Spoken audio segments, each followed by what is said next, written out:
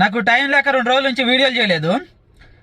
నేను ఆల్రెడీ ముందే చెప్పిన ఏందనంటే మన రాష్ట్రంలో కానీ దేశంలో కానీ మన మంత్రులు ఏ శాఖకు సంబంధించినోడు ఆ శాఖలో పనిచేయకుండా పక్కనోడు దాంట్లో వేలు పెట్టి వాసన చూసుకుంటున్నారు. ఏ శాఖలో అయితే అవినీతి కానీ లేకపోతే తప్పు కానీ జరుగుతున్నాయో లేకపోతే బాధ్యత లేకుండా జరుగుతున్నాయో ఆ శాఖకు సంబంధించి వాడు సమాధానం చెప్పకుండా ఎవడో పక్కన శాఖ వచ్చి సమాధానం చెప్పేటట్టుగా తయారయ్యారు మనోళ్ళు అని చెప్పిన అది నిజమని నిరూపణ అయింది.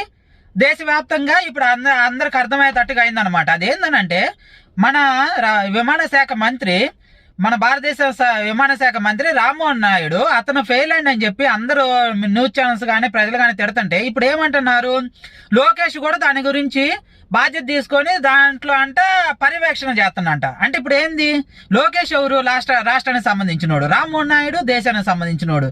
ఎవరి శాఖను ఎవడు పరిపాలన చేస్తుండో